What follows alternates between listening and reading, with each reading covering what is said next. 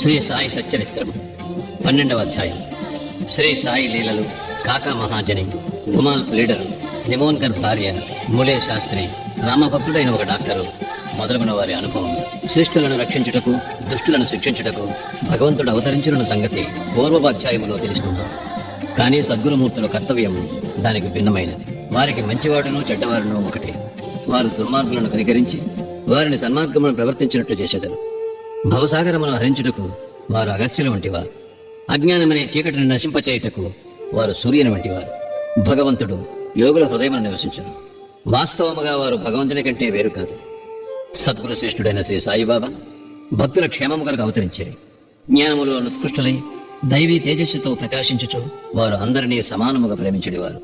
వారికి దేనియందు అభిమానము లేకుండెను. శత్రువులు, మిత్రులు, రాజులు, ఫకీరులు అందరూ వారికి సమానమే. వారి పరాక్రమమును వినుడు.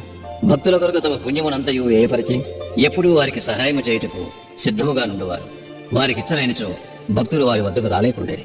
వారి వంతు రానిదే వారు బాబాను స్మరించువారు కారు. వారి లీలలు ఎరువుటకు కూడా తటస్థించదు. మరి అట్టి వారికి బాబాను దర్శించుకుని వాళ్ళని బుద్ధి ఎట్లు పుట్టును? కొందరు బాబాను దర్శింపవలనని అనుకునేది. కాని బాబా మహాసమాధి చెందు లోపల వారికి అవకాశం కలగలేదు. బాబాను దర్శించవాలని కోరిక గలవారు అనేకరున్నారు. కానీ వారి కోరికలు నెరవేరలేదు. అట్టి వారి విశ్వాసముతో బాబా లీలలను వినినచో దర్శనము వల్ల కలుగు సంతుష్టిని పొందేదారు. కొందరు అదృష్టవశమున వారి దర్శనము చేసుకున్నను, బాబా సన్నిధిలో ఉండవలనని అనుకున్నను అచ్చట ఉండలేకుండేది. ఎవరునూ తమ ఇష్టానుసారము షిరిడీ పోలేకుండేది. అచ్చట నుండుటకు ప్రయత్నించినను ఉండలేకుండేది. బాబా ఆగే ఎంతవరకు గలదో అంతవరకే వారు షిరిడీలో ఉండగలిగేది. బాబా పొమ్మనిన వెంటనే షిరిడీ విడవలసి వచ్చుచుండాను. కాబట్టి సర్వము బాబా ఇష్టం పైననే ఆధారపడి ఉండాను. కాకా మహాజని. ఒకప్పుడు బొంబాయి నుండి కాకా మహాజని షిరిడీకి పోయాను. అచ్చటొక వారము రోజు నుండి గోకులాష్టమి ఉత్సవమును చూడవాలని అనుకున్నాను. బాబాను దర్శించిన వెంటనే అతనితో బాబా ఇట్లనేది, ఎప్పుడు తిరిగి ఇంటికి పోయేదవు? ఈ ప్రశ్న విని మహాజని ఆశ్చర్యపడాను. కానీ ఏదో జవాబు ఇవ్వలేను కదా. బాబా ఆజ్ఞ ఎప్పుడైనా అప్పుడే పోయేదనని కాకా జవాబిచ్చాను. అందులోకి బాబా ఇట్లనేను, రేపు పొమ్ము. బాబా ఆజ్ఞ అనులంఘనీయం కావునట్లే చేయవలసి వచ్చాను. అందుచే ఆ మరుసటి దినమనే కాకా మహాజని షిరిడీ విడిచాను. బొంబాయిలో తన ఆఫీసుకు పోగానే వాని యజమాని వాని కొరకే కనిపెట్టుకుని ఉన్నట్లు తెలిసాను. ఆఫీసు మేనేజర్ హఠాత్తుగా జబ్బుపడాను. కావున కాకా మహాజని ఆఫీసులో ఉండవలసిన అవసరం ఏర్పడాను. ఈ విషయమై యజమాని షిరిడీలోనున్న కాకా మహాజనికి ఒక ఉత్తరము కూడా వ్రాశాను. అది కొన్ని రోజుల తర్వాత తిరుగుటపాలో బొంబాయి చేరినది. బాబు సాహెబ్ ధుమాల్. పైదానికి భిన్నముకు కథ ఇప్పుడు వినుడు.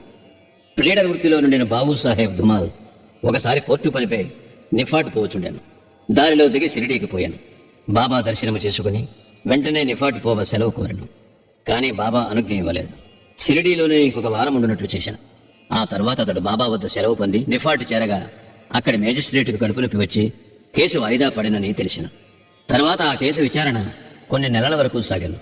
4 మేజిస్ట్రేట్లు దానిని విచారించారు. తుట్టతుదకు ధుమాల్ దానిని గెలిచాను. అతని కక్షిదారు విడుదలయ్యాను.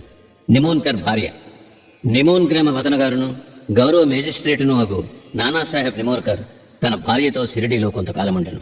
ఆ దంపతులు తమ సమయమంతయు మసీదులోనే గడుపుచు బాబా సేవ చేయుచుండేది. బేలాపూర్లోనున్న వారి కుమారుడు జబ్బుపడినట్లు కబురు వచ్చాను. బేలాపూర్ పోయి తన కుమారుని అక్కడున్న తమ బంధువులను చూచి అక్కడ కొన్ని దినములు ఉండవలనని తల్లి అనుకునేను. కానీ బేలాపూర్ పోయి ఆ మరుసటి దినమునకి షిరిడీ తిరిగి రావాలని భర్త చెప్పాను. ఆమె సందిగ్ధంలో పడాను. ఏమి చేయుటకు తోచలేదు.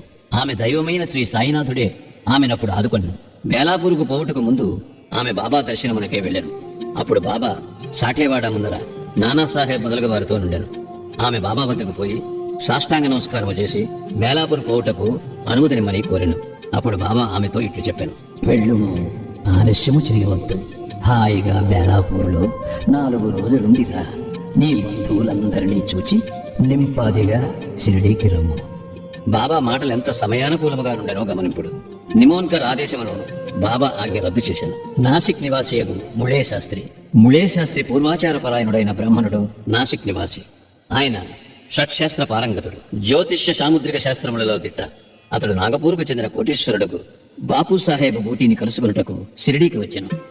బూటీని చూచిన విదప బాబా దర్శనమునకి మసీదుకు పోయాను. బాబా తన డబ్బుతో మామిడి పండ్లు, కొన్ని పలహారపు వస్తువులను కొని మసీదులోనున్న వారందరికీ పంచిపెట్టుచుండెను. మామిడి పండును బాబా ఒక చిత్రమైన విధముగా అన్ని వైపులా నొక్కిడేవారు. తినువారు ఆ పండును నోట పెట్టుకుని చప్పరించగానే రసమంతయు నోటిలోనికి పోయి తొక్క టెంక మిగిలిటివి. అరటి పండు నొలిచి గుజ్జును భక్తులకు పంచిపెట్టి తొక్కలు బాబా తమ వద్ద ఉంచుకునేవారు. ముళే శాస్త్రి సాముద్రికము తెలిసిన వాడొకటిచే పరీక్షించుటకై బాబాను చేయి చాచుడని అడిగాను. బాబా దానిని అతను పట్టించుకొనక 4 అరటిపండ్లు అతని చేతిలో పెట్టేది. తర్వాత అందరూ వాడా చేరేది. ములే శాస్త్రి స్నానము చేసి మడిబట్టలు కట్టుకుని అగ్నిహోత్రము మొదలగునవి ఆచరించుటకు మొదలెడెను. బాబా మామూలుగానే లెంటి తోటకు బయలుదేరాడు. మార్గమధ్యమున బాబా హఠాత్తుగా "నేను దయాలుగా నుంచుడు, ఈనాడు కాషాయ వస్త్రమును ధరించెదను" అని అనను. ఆ మాటలు ఎవరికీ బోధపడలేదు. కొంతసేపటికి బాబా లెంటి తోట నుంచి తిరిగి వచ్చాను. మధ్యాహ్న హారతి కొరకు సర్వము సిద్ధమయ్యాను. మధ్యాహ్న హారతికి తనతో వచ్చేదరా అని ములే శాస్త్రిని బూటీ అడిగాను. సాయంకాలం బాబా దర్శనం చేసుకునేదనని శాస్త్రి బదులు చెప్పాను. అంతలో బాబా తన ఆసనముపై కూర్చుండాను. భక్తులు వారికి నమస్కరించారు. హారతి ప్రారంభమయ్యాను. బాబా నాసిక్ బ్రాహ్మణుని వద్ద నుంచి దక్షిణ తెమ్మన్నాడు. బూటీ స్వయముగా దక్షిణ తెచ్చుటకై పోయాను. బాబా ఆజ్ఞ అతనికి చెప్పగానే అతడు ఆశ్చర్యపడాను. తనలో తాను ఇట్లనుకున్నాను, నేను అగ్నిహోత్రిని, బాబా గొప్ప మహాత్ముడే కావచ్చు, కానీ నేను ఆయన ఆశ్రితులను కాని వారికి నేనెందుకు దక్షిణ నీయవలను? సాయిబాబా అంతటి మహాత్ముడు బూటీ వంటి సంపన్నుని ద్వారా దక్షిణ అడుగుటచే అతడు కాదనలేకపోయాను. తన అనుష్ఠానమును మధ్యలోనే ఆపి బూటీతో మసీదుకు బయలుదేరాను. మడిదోనున్న తాను మసీదులో అడిగిడిన మైలు పడిపోవదని భావించి మసీదు బయటే దూరముగా నిలువబడి బాబాపై పువ్వులను విసిరను. హఠాత్తుగా బాబా స్థానములో గతించిన తమ గురువుకు గోలప్ స్వామి కూర్చొని ఉండెను. అతడు ఆశ్చర్యపడెను. అది కళా నిజమా అని సందేహపడాను. తనను తాను గిల్లుకొని మళ్లీ చూచాను. తాను పూర్తి జాగ్రత్తావస్థలోనే ఉన్నాడు. భ్రాంతి ఒకటకు వీలులేదు. ఆయనచో ఏనాడో గతించిన తన గురువు అచ్చడికెట్టు వచ్చాను. అతనికి నోట మాట రాకుండాను. తుదకు సందిగ్ధములన్నీ విడిచిపెట్టి మసీదులో ప్రవేశించి తన గురువు పాదములపై పడి లేచి చేతులు జోడించి నిలువబడెను. తక్కిన వారందరూ బాబా హారతి పాడుచుండగా ములే శాస్త్రి తన గురునామమును ఉచ్చరించుచుండెను. తాను అగ్రకులముకు చెందినవాడను పవిత్రుడను ఎను అభిజాత్యమును వదిలిపెట్టి తన గురుని పాదములపై పడి సాష్టాంగ నమస్కారం అనర్చి కండ్లు మూసుకొనెను.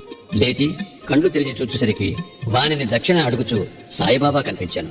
బాబా వారి ఆనంద రూపమును ఊహకందని వారి శక్తిని చూచి ములే శాస్త్రి మైమరిచాను. మిక్కిలి సంతృష్టి చెందాను. అతని నేత్రములు సంతోష బాష్పములచే నిండెను. మనస్ఫూర్తిగా బాబాకు తిరిగి నమస్కరించి దక్షిణను సంగాను. తన సందేహము తీరినదని తనకు గురుదర్శనం అయినదనియో చెప్పాను. బాబా యొక్క ఆ ఆశ్చర్యకరమైన లీలను గాంచిన వారందరూ అచ్చన వందిరి. గేరు తిండు కాషాయ వస్త్రమును ధరించెదను అని అంతకు ముందు బాబా పలికిన మాటలకు అర్థము అప్పుడు వారు గ్రహించేది. సాయి యొక్క లీలలు ఆశ్చర్యకరములు. రామభక్తుడైన డాక్టర్ ఒకనాడొక మామలతదారు తన స్నేహితుడొక డాక్టర్తో కలిసి షిరిడీ వచ్చాను. షిరిడీ బయలుదేరుటకు ముందు తన మిత్రుడితో ఆ డాక్టర్ తన ఆరాధ్య దైవం శ్రీరాముడనియు తన షిరిడీకి పోయి ఒక మహమ్మదీయునికి మనస్కరించుట లేదనియు చెప్పాను. అక్కడ షిరిడీలో బాబాకు నమస్కరించమని ఎవరూ బలవంత పెట్టరనియు కలిసి సరదాగా గడుపుటకు తనతో రావాలననియు మామల్తదారు కోరాను. దానికి ఆ డాక్టర్ సమ్మతించాను. షిరిడీ చేరి బాబాను చూచుటకు వారు మసీదుకు పోయారు. అందరికంటే ముందు డాక్టర్ బాబాకు నమస్కరించుట చూచి అందరూ ఆశ్చర్యపడిరి. తన మనోనిశ్చయమును మార్చుకుని ఒక మహమ్మదీయునికి ఎట్లు నమస్కరించితివని అందరూ అడిగిరి. తన ఇష్టదైవం ఒక శ్రీరాముడు ఆ గడ్డపైన తనకు కనిపించుటచే వారి పాదములపై పడి సాష్టాంగ నమస్కారం మార్చితనని డాక్టర్ బదిరెడ్డి. అతడు అట్లని తిరిగి చూడగా అక్కడ సాయిబాబానే కనిపించాను. ఏమీ తోచక అతడు ఇది స్వప్నమా ఏమి? వారు మహమ్మదీయులకు తయట్లు, వారు గొప్ప యోగ సంపన్నులైన అవతార పురుషులు అని నుడివాను.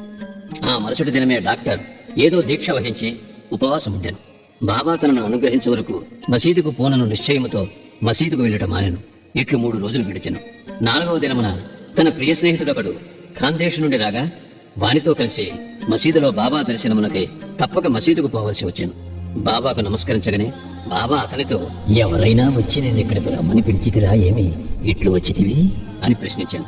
ఆ ప్రశ్న డాక్టర్ మనస్సును కదిలించాను.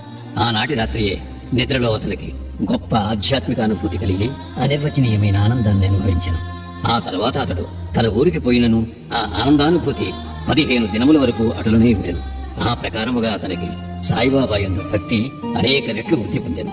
పై కథల వలన, ముఖ్యముగా ముళే శాస్త్రి కథ వలన నేర్చుకున్న నీతి ఏమనా, మనము మన గురువునందే అనన్యమైన నిశ్చల విశ్వాసముంచవలను. వచ్చే అధ్యాయములో మరికొన్ని సాయిలీలలో చెప్పెదను.